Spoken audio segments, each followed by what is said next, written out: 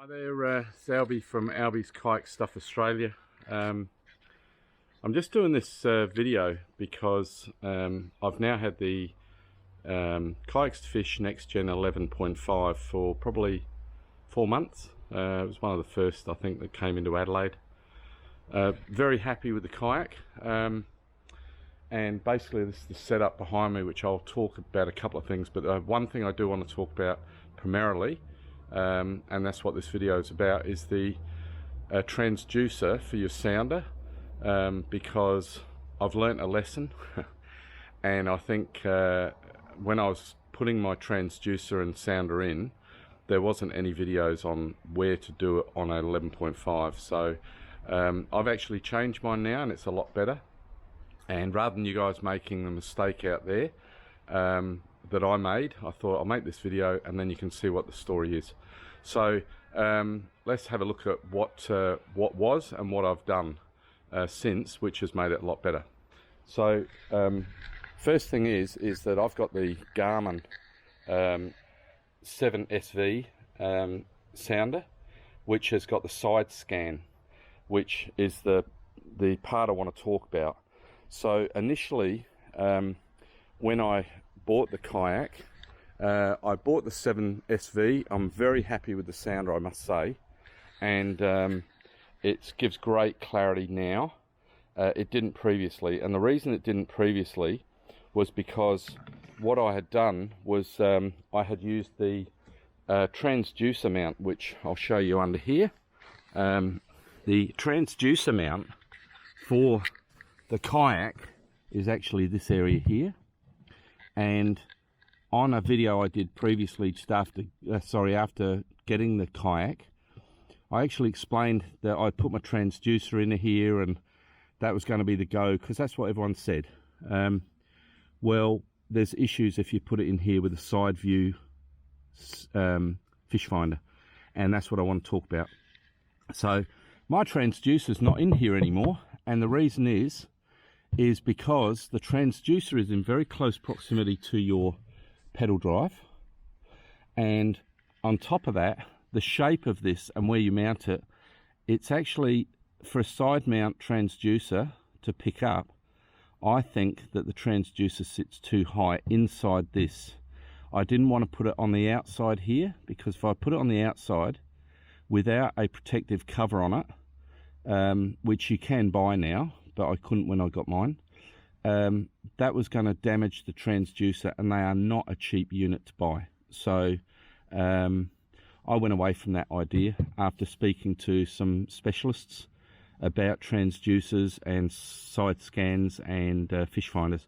So what I've done, I've now gone to this mount, which saves me a lot of headaches, to be honest. And if you, this is my, so if you look at the line of the hull, this actually sits perfectly below it, just right on the bottom of the base of the hull, and the side scan capability either way is unimpeded.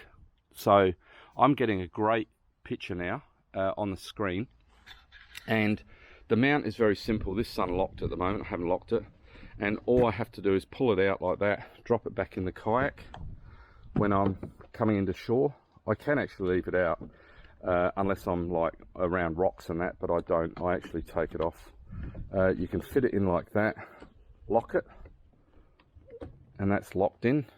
It won't come out, and it's very, very good. The other advantage of doing it this way is that depending on where you have your battery and all of that, but if you mount the transducer into your pod, which is directly under here, there's no place other than this scupper hole to bring your cables up.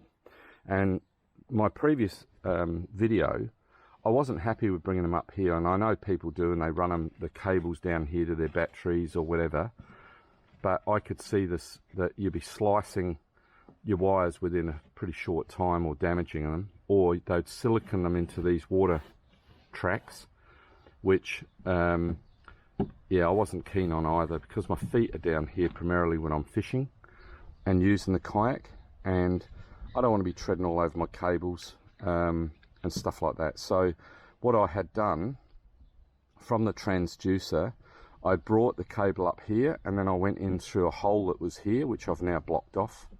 And then previously the cable came up through this section here. I had 3 cables which went to my transducer, sorry, to my head unit. Now I only have the 1 power cable, and that's my battery, and that goes in here, and it comes all the way back here to this area at the back of the 11.5, and I have a battery box in here, and that's for my battery there, and that does work very well. So the battery's out of the way. I just put it in before I go. It sits in the back of the car charging all the time. I use a Thumper, which is not a lithium battery, and it works really well. But I must say, I'm a lot happier with this and what the image is now. The imaging now on this with a side mount, Railblazer mount, is absolutely brilliant. So anyway, that's all I wanted to explain today. Hopefully you like the video. If you do, give me a thumbs up or subscribe. And yeah, thanks for watching. I will do another video on the complete setup again, because again, lessons learnt. Since I've had the kayak, you can take too much shit out with you. And if you want to do things like crabbing, there's a few little lessons I've learnt going out. But overall, thanks for watching, and my next video will probably be on the shark shield. So bye for now.